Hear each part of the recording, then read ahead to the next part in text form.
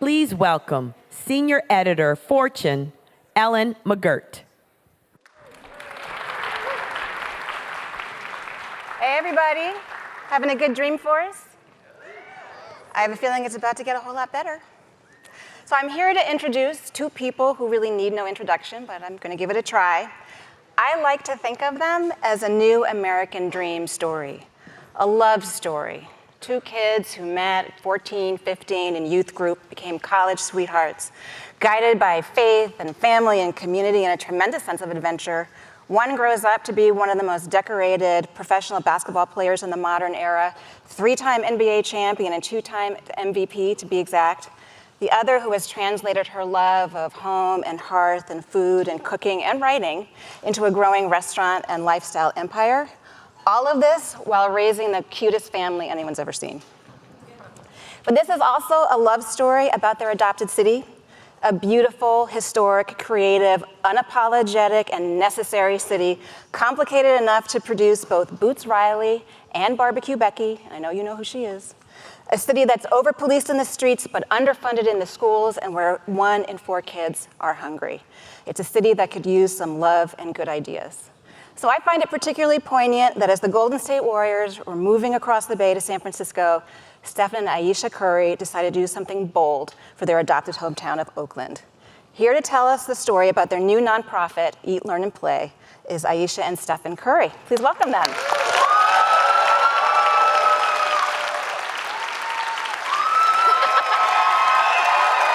Hello. Thank you for that very kind introduction. Well, you really don't need an introduction, but I think Oakland does to the world, and what you're doing is so extraordinary.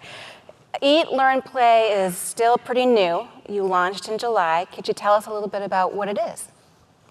Yeah, we're very excited about it. I think in terms of what Ayesha and I have done and what we've been on our hearts since we've had the opportunity to being out here in Oakland since 2009. We've done a lot of things in the community and tried to aspire to bring our passions in a way that can give back and really impact people, impact our community. And it was kind of sporadic, doing an initiative here. She's done a lot of work with No Kid Hungry in the past, but in terms of like all of our different things that were kind of disjointed, and we wanted to feel or bring a way to bring all of our passions together, our expertise, and build a team around those initiatives, and to do it in Oakland. And so Eat, Learn, Play was born out of that. It's been a very exciting journey. We did launch in July, but it's been something that we've been truly working on for about 2 years now. And so to be able to, again, impact the community is something for us that's important. It's been ingrained in us since we were kids growing up, and we have an opportunity to do it at a very, very large scale. And Eat, Learn, Play is that. And so you want to talk about Eat, Learn, Play? Absolutely. So I'll talk a little bit about our core pillars, which are very obvious: Eat, Learn, Play. Thank you.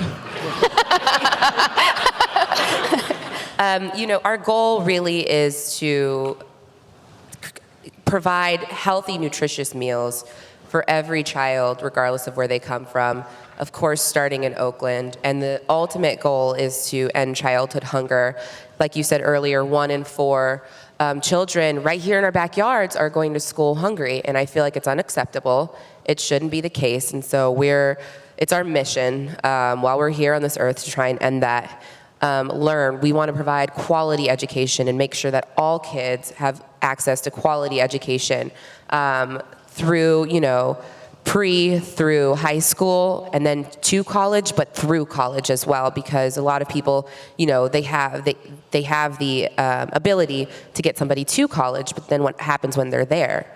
And they don't have an example of somebody that's been there. And so it's our goal to make sure that they're seen through college and nurtured through college until they get into the workforce. And then creating safe spaces for children to play. Something so simple that sounds like, a park, but there are so many children and cities and spaces and food deserts and places that just don't have safe spaces to play. So we want to change that narrative and allow children healthy, active lifestyles, which in turn, we've all seen the research, it lessens anxiety levels, it helps children thrive in school. So it's just a whole full circle thing. And these three key things are three things that we truly believe help nurture and build up the best possible child so that they can thrive in adulthood. And we're not reinventing the wheel. It's really been our goal to kind of collaborate, because one is great, but together we're better. And so it's taking all of these people and all of these organizations that are doing amazing things and combining forces and using our platform to be able to connect and bring everybody together so that we can amplify everyone's work. So I do have to acknowledge that you did not name this nonprofit after yourselves. A lot of people do. Can you tell us a little bit about the decision behind that?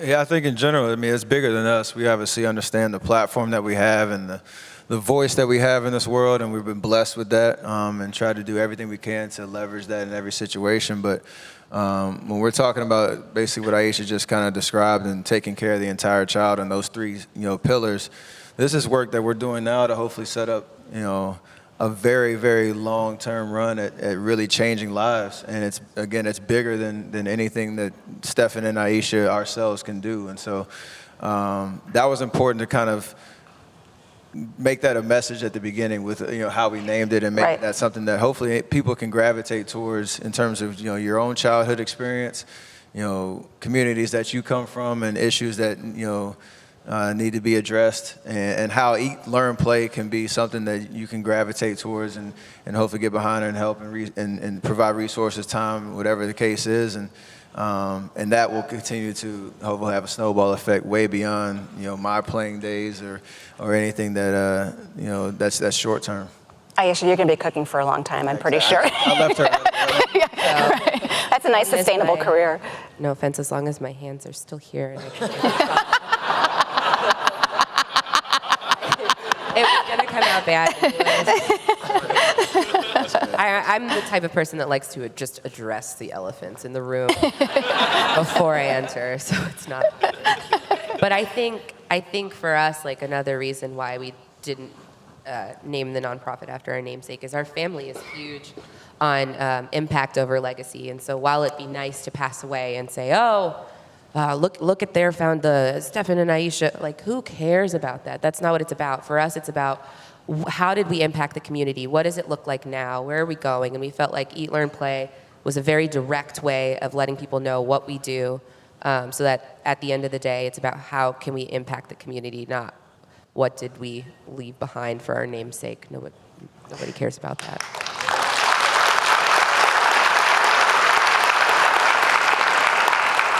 So before we dig into the nuts and bolts of how this works and how busy you've been, can you just take us back just for a few minutes to when you first came to Oakland and how you fell in love with the city and how you've gotten to know it and just where your footprints are?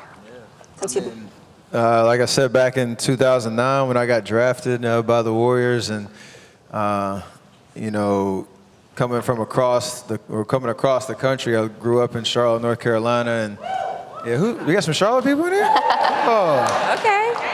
Respect. And so it was a whole new world for me. Ayesha being from Toronto, by way. Yes, that's what I'm talking about. I feel kind of jealous. There's only one Charlottean and a bunch of That's okay. But when we got drafted out here, I was 21 years old. Yeah. Didn't really know much about the Bay Area, didn't know much about Oakland. And, fast forward 10 years later, we've grown up here as adults and been able to raise a family here, really get to know the people and the community, not just through the relationship with basketball, but just in your everyday life. And the spirit of Oakland, Yes. the history of Oakland, the cultural influence of Oakland, it is so present if you just walk down the street. I know it's changed a lot, but in terms of just what that city stands for, and just the hope that is present every single day, it's something that is just contagious. And,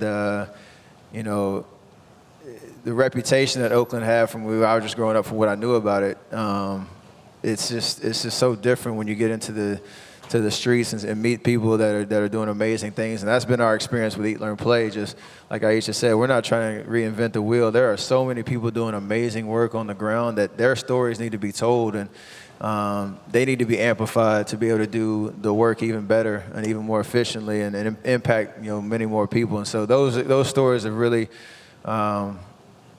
just impacted us as a family. And this is our adoptive home now, and so obviously there's been change again with the Warriors and us moving to San Francisco. But Oakland has been where we've grown up, and all of our experience has been just so special. And so we wanted to maintain a presence there as best we could. So this would be a good time to tell some of those stories. I know you've had a pretty busy day today on Eat, Learn, Play business. Maybe you could tell us a little bit about that. Absolutely. We got to take a trip this morning to the Martin Luther King Elementary School and did a visit with No Kid Hungry to check out the breakfast program that they've implemented there, and got to speak with some of the kids. We had a little assembly, and first partner, Jennifer Newsom, came along with us, and we were able to just see how these kids are thriving and what a difference something as simple as a breakfast can make, especially when it comes to education. Yeah. We left there and then took a trip to the Oakland Unified School District Central Kitchen, and so this is actually amazing what they're doing. I don't know how many thousands of square feet it is, but it's a huge building that they've built out with storage, commercial kitchen, and an education lab. And a full garden to be able to provide 30,000 meals for free for all of the students in Oakland to be able to have a hot lunch. So I think that that's really spectacular. They also have, again, their education lab, so students will be able to come in, whether it's on a field trip or a day trip from class, and learn about their food, learn about how to grow their food, taking it from the land to the kitchen and creating a meal, which I think is so important. Because especially when you go into places that there are so many food deserts, I feel like the art of knowing where your food comes from, how to grow it, it's a lost art, if you will, because they just don't know and it's not accessible. And so for the fact that OUSD Central Kitchen is making this so accessible for these kids, I think it's really going to create great change. So how this works? Yep. What else did you do? I went to College Track, and so that was actually a really cool experience. We went to College Track's location, right 3rd and Broadway in Oakland, and we were there with, how many kids? There's probably 40 to 50 first-generation high school students that today was the biggest day in their educational journeys. They were submitting their first rounds of applications to colleges, and so we got wow. If you ever want to get inspired by the next generation, like these type of situations where you get to ask kids just what makes them tick, what they're passionate about, how they want to change the world. I don't remember talking like this when I was 16, 17, 18 years old. And we sat around in a circle and everybody shared, some of the excitement or what they're excited about, the next journey in college, what they're nervous about or anxious about. And it was a very open, kind of setting to get their feelings out. And at the end, they all went over to their computers and all hit, submit at the same time. Really, just took that next step in terms of hopefully understanding where their future is going to be. And then they had a celebration, and that was where we were there just to celebrate them in their journeys. They had to hit a button, and everybody announced themselves and said what their accomplishment was, and everybody going crazy. So when you talk about inspiring the young kids to pursue their education, it was inspiring to us to be a part of that process, to know that the work that's being done, not just what Eat, Learn, Play is doing, and not just in Oakland, but around the country, the next generation they're a force to be reckoned with, and it's pretty amazing to see. So how Eat, Learn, Play works now is it's a grant making and support organization where you've partnered with some incredible local organizations. There's also brands involved too. Let's talk about both. Let's talk about the organizations first. How do you choose them? How have you gotten to know them?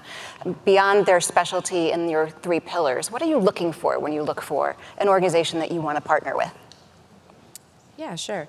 I feel like this sounds silly, but our team tends to move off of a vibe, truly. So it always takes a couple of visits to immerse ourselves into organizational culture, and just to see how they're moving about, what kind of change they're making, for us to decide whether or not we want to be in a partnership, see how it's impacted the children that they're helping, and then from there we make our decision. We love local right now, so we've right now partnered with a lot of local organizations, and then for us, just when it comes to brand partnerships, which I think is what you're asking. Also, too, yeah. When we look to work with a brand, one of the biggest components of our decision-making process is how can this create change outside of ourselves. And so we usually say no when they're not willing to participate in our Eat, Learn, Play endeavors. So did the CEOs have to go in the dunk tank like you two did on launch day? It was amazing. No, Google launch day for Eat, Learn, Play, and that was really fun. I think a lot of it, like Ayesha said, it was just overall leadership too. It's Yeah.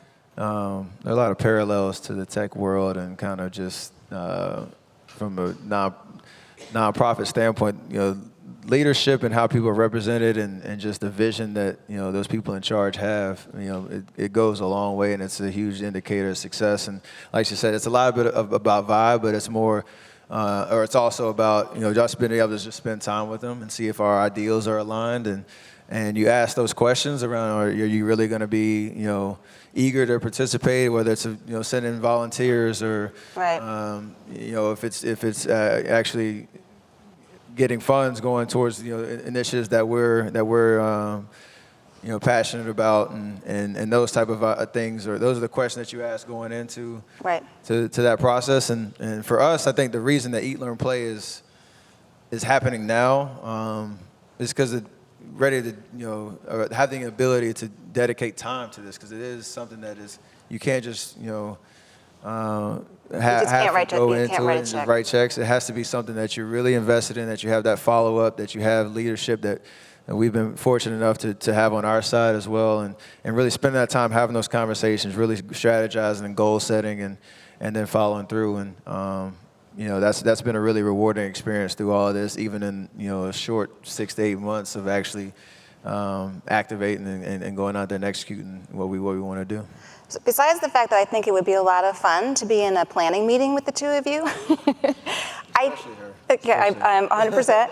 I'm also sure that you know, and have known for a long time, that there are very serious and big reasons why kids are hungry, why there's no place for them to play, why we're losing talented people by first grade, second grade, third grade. They're not treated correctly in schools. They're disproportionately punished. All of these things I know that you know, because I know that you've got reams of research on it, and that you behind the scenes are sharing this research. So I'm curious how you want to address the bigger systemic issues that make this work possible. How do you plan to work with lawmakers and policymakers, and will there ever be a President Curry one day?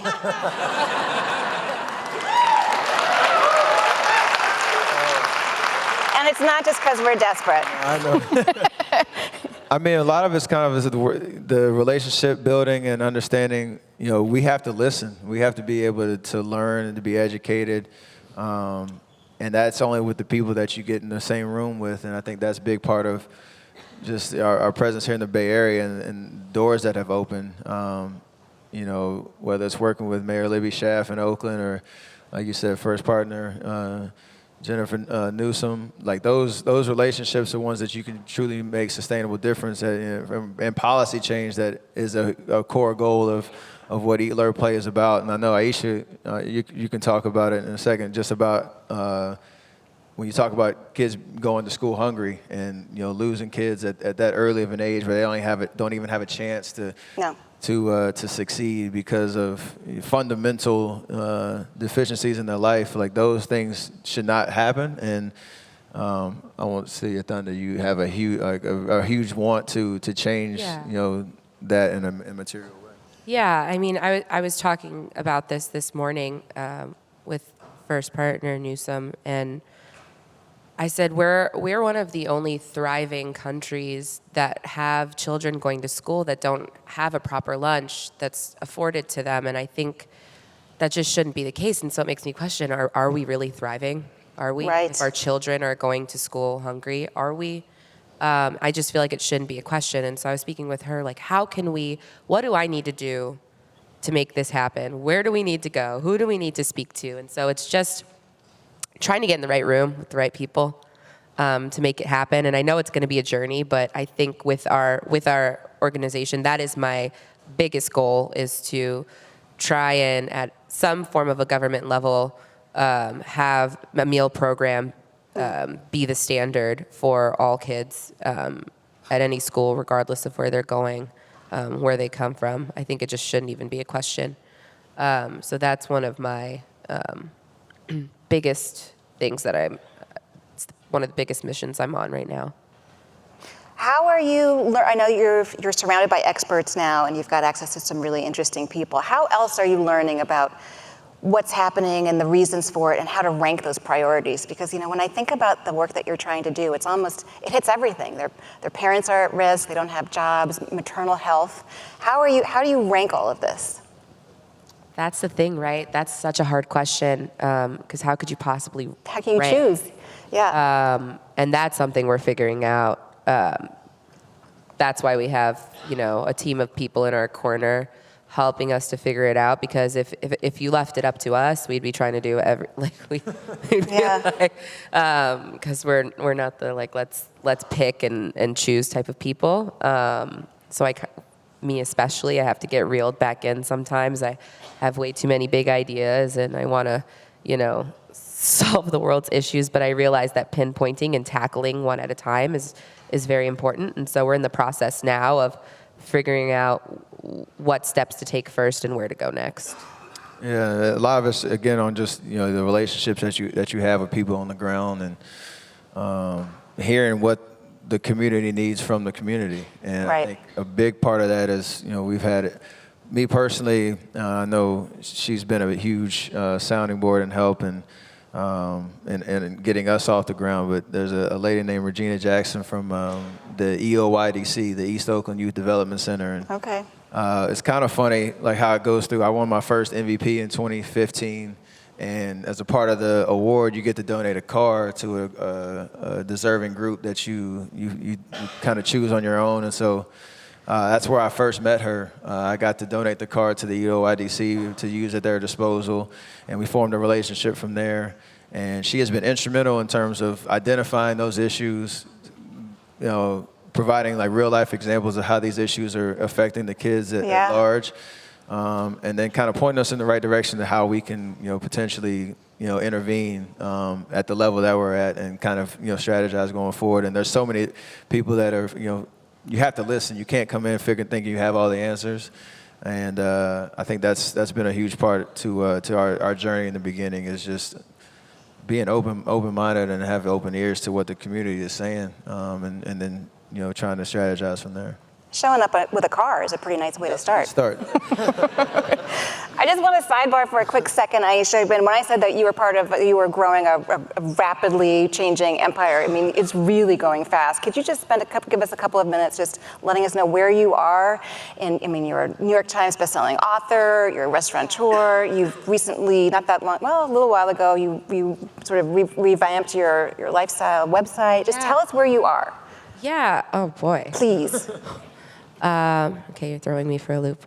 Well, we're about to open our 5th restaurant location, which is crazy. And that's been a joy. But even through that, like working with organizations like the Bread Project, which is an organization where they bring either formerly incarcerated people or people that just need, help getting on their feet. They teach them how to bake. They give them a place to stay. And they nurture them until they can get back in the work field. So even things like the restaurant partners with them to make our buns for our burgers. And so we're always looking for ways to kind of make an impact in that way. So 5th restaurant is opening in January. I'm opening my first permanent. So I've had the pop-up in Jack London Square in Oakland for my store for going on a year now, which is crazy because it was supposed to be 2 months. And now, and now we found a permanent location down the street in Oakland. Nice. On 23rd Street. And so I'm really excited for that. I'm actually in the middle of a rebrand right now. Oh, okay. Can't talk too much about it. All right. But it's exciting. Yeah, there's a lot going on. You know, I just want to, just talking with you both, it's just so clear to me that this is caring about community and is just baked into everything you do and every decision you make. And that seems to be a great filter for thinking about how to choose a partner, that they think that way too, that everything is an opportunity to not center yourself, but to center the issues and the people who need you. Yeah. And we've been really blessed that the people that we have partnered with so far have gone above and beyond the standard when it comes to getting involved with eLearn Play. So I do want to, I know that you both have sophisticated portfolios and giving, but I wanted to talk a little bit about your work with malaria and your travels overseas. You tell us a little bit about that program, because it really is extraordinary. And of course the CEO, he's right here in the audience. Where is he? It's interesting how you meet people. So yes. when I was in college, my college roommate, who's now my business partner, he started and my best friend. He started, he's probably watching this like, come on, man. And so he started a 3-on-3 tournament called Nothing But Nets to raise money for malaria bed nets to be sent over to continental Africa. And so part of that process, it was called Buzzkill, that was raising money on behalf of Nothing But Nets to send money to Africa. And so part of that, I got introduced to the cause and became a champion of Nothing But Nets. And the CEO of our foundation, now Chris Helfrich, who's here, he was running Nothing But Nets at the time and doing a lot of amazing work with Nothing But Nets and the UN Foundation. And that's where we met. And so you think about just a common idea of how can we impact, not just here in the States, but overseas as well. And we identified that specific cause. I got to go to northwest Tanzania to a refugee camp where there were about 40,000 Congolese refugees there, and we spent 3 days, I believe, on the ground passing out bed nets, just talking to the people there and hearing their stories. And one, it was just about, just as a parent, not being able to protect your child. There's alarming stats on children under the age of 5 being affected by malaria. And so we had just had Riley at the time, and so it kind of just cemented, from a parental perspective, how much those bed nets mattered to them in terms of protecting their families. And it was a really rewarding experience, and we did a lot of great work there. And so that's just springboarded this entire relationship that we've had, and the idea of how Eat, Learn, Play has kind of come to life. And you just find like-minded people that want to impact the community and are passionate about it. I can speak for our team that this isn't a job. This is what they've been called to do, and you can see that through every single conversation we have, and just how diligent they are. And so it's a really cool experience being a part of that cause. And Nothing But Nets is still on the race to end malaria in continental Africa. So a lot of great work that, again, that's just not happening here domestically, but internationally as well. Was that the first time you'd seen that kind of poverty or that kind of post-conflict situation? Oh, 100%. And it's kind of hard. It does change you, and it's something that it's hard to really put into words to do that experience justice. But it's only just double down on that emotion in terms of like any way that you can impact just one child, one parent, one family. You're doing amazing work. Did they know who you were? They didn't, and it's kind of funny. I did see a bunch of those. Well, I bet you now there's a 2019 Golden State Warriors NBA champion shirt there. I saw a lot of losing wardrobe there now, but there's they didn't know. They didn't know who I was, but I did get to play on a clay. They manufactured a clay basketball court official regulation size with some makeshift baskets. Stop it. They knew who you were then. A couple people started to figure it out when I got there and started playing.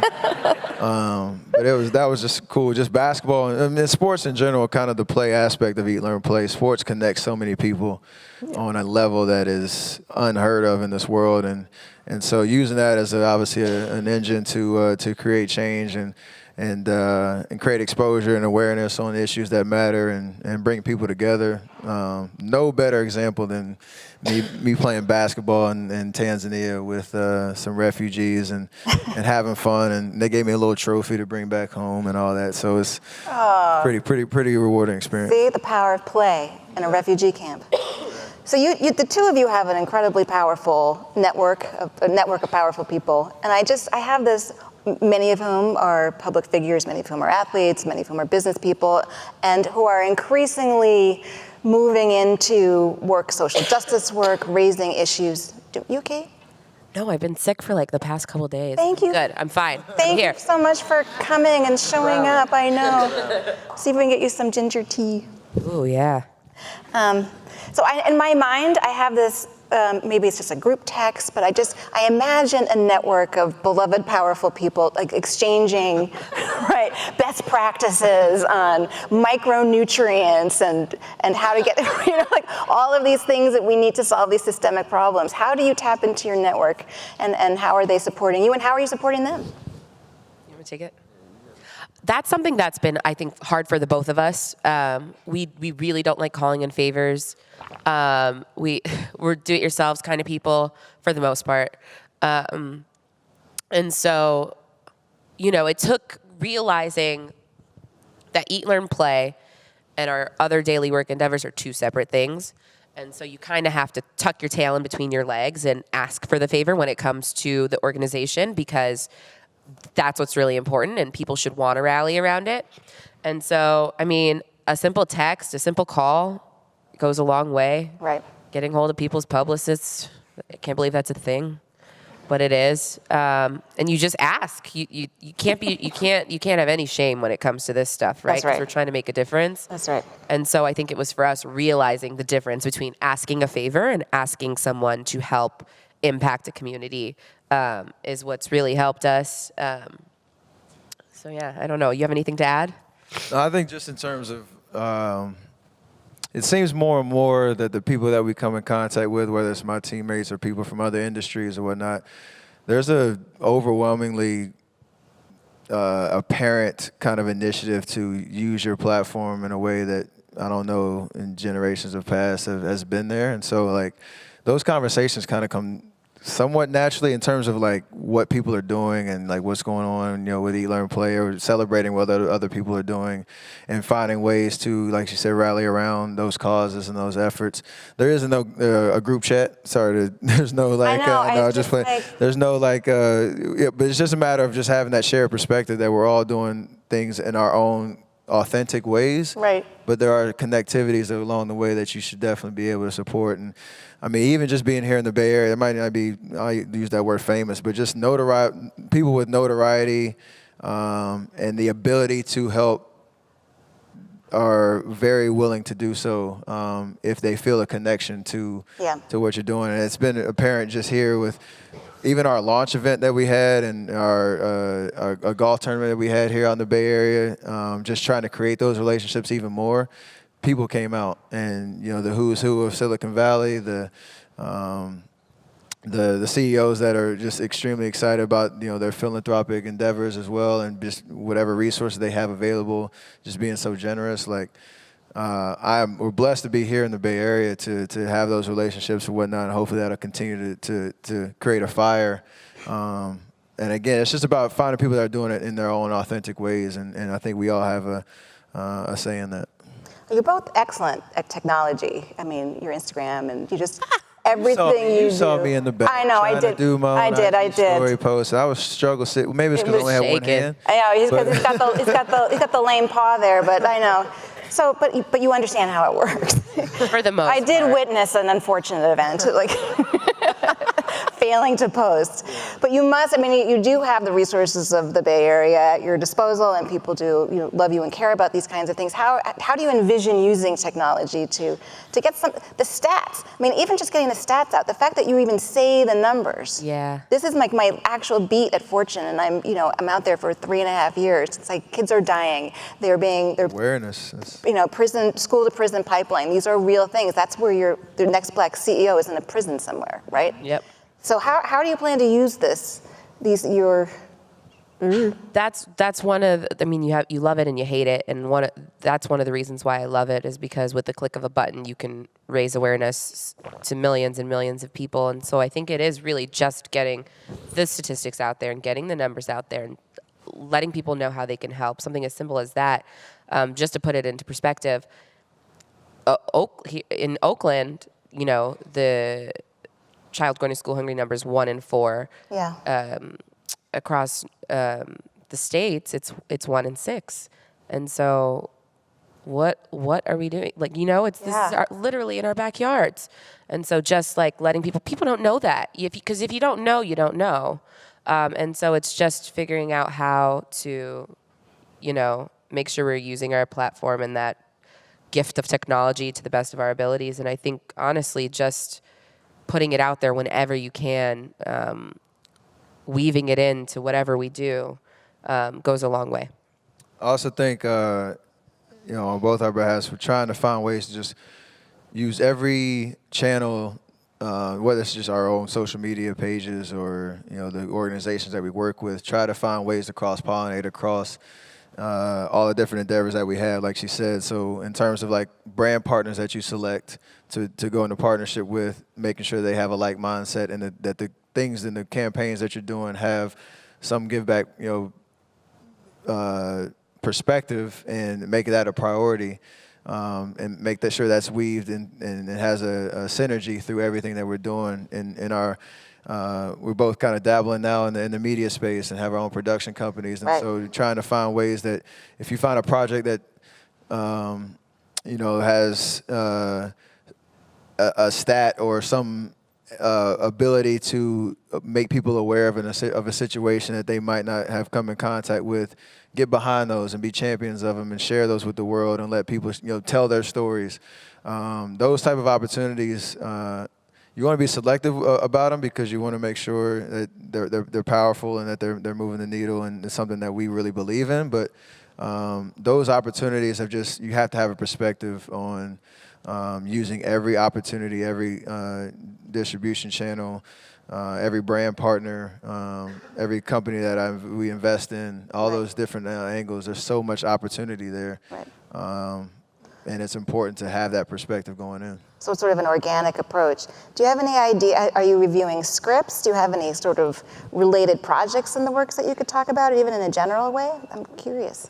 There's, so we have had some wins. So Ayesha has her endeavor that she's done, her cooking show on Food Network and ABC. Sorry, the family food fight that we had. So like, there's so much opportunity in terms of like now, if it's on with a partnership with ABC like we had, or if we had the ability to. I had a movie Breakthrough come out in theaters this past summer, a documentary called Emmanuel about the shooting that happened in Charleston, South Carolina back in 2015. Those opportunities can continue to set the stage for how we can storytell through media and through entertainment and impact families of all generations, whether you're laughing at it, you're crying with it, you're having an experience with it, or you're being presented with information and you're processing it. There's so much opportunity there as well, and so again, it's all about being authentic, and that's the hardest part about. There's so much opportunity there, but does it really resonate with us and who we are and what we're trying to do? Yeah, I think storytelling goes a long way too. Especially, I mean, just speaking back to Oakland, with what Oakland's going through, this transformation in a sense, but it's like, how do you keep the heart and soul there?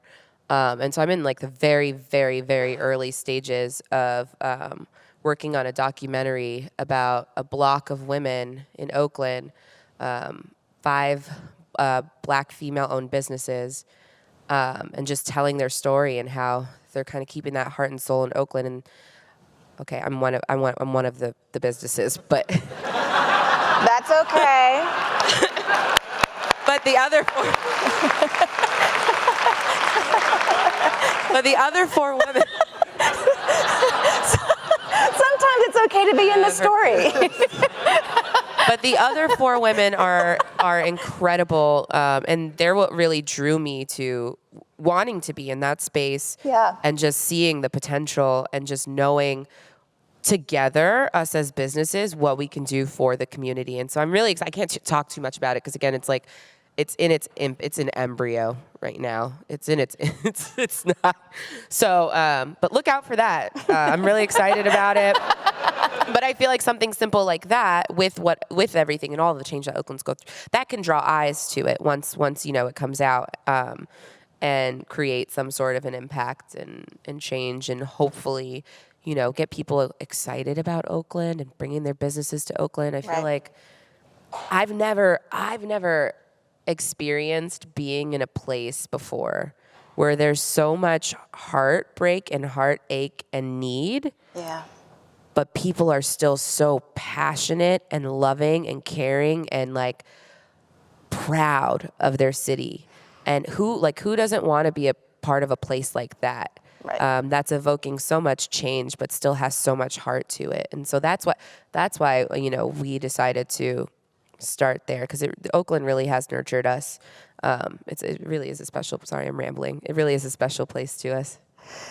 We only have a few minutes left, so now's the time in front of the greatest conference audience in the world. It's a beautiful audience. You are a beautiful audience. I do. I love coming here, and I wish you could see what you look like from up here, because you really do look like hope in the future and all Pretty good things, fantastic. right? Yeah. So, but now's the time to put out the big vision, and how you think this can scale, and how your community approach can be meaningful in other communities that are specific in their ways, and what we can do to be part of it. I mean, it's been an amazing journey so far, like we've talked about, and kind of the process now that we're on, and we've identified our initial run of grantees that we're really excited about, again, telling their stories and broadcasting the work that they're doing on the ground. We talked about Ayesha's, mission on, getting sustainable policy change around food programs in schools. Yep. And our work in Oakland is a priority. It's our adoptive home. It's where we want to start. But every community has its own set of needs and issues and problems and things that we can all be a part of that journey. For us, it's about continuing, again, to listen to what is going on at the ground level, and that's a process and a long journey. And so we want to be very impactful and efficient in how we go about our business, and I think that's what we've kind of started on right now. And so, in terms of just following our journey and our path, we're going to be broadcasting everything, every single step of the way. If you can find ways that in any of those 3 pillars, you have people that are on the ground doing amazing work, and you want to put that on the radar. We got a way to get that information, and we can hopefully create those relationships. And it's just all about continuing to build hope for the next generation, because like Ayesha said, it's so profound in Oakland, and I know that is a similar thread in a lot of different communities, but that's something that we're all about right now. Yeah, good job, babe. I feel like, especially in a room full of change makers, I feel like everybody's always talking about scaling. I know. And everybody is so quick to scale, and we want to grow, and we want it big, and we want it now. And for me, especially when it comes to this, I think crawling before you walk is the best decision, because people are quick to scale, and then you scale and you have a beautiful ship that doesn't sail. And I want to make sure that we do this the right way and that we, make the change first in the place that we intended to start that out for. And once we feel like we've gotten to a great point there, then we think about scaling out. But until then, I really believe in the village approach.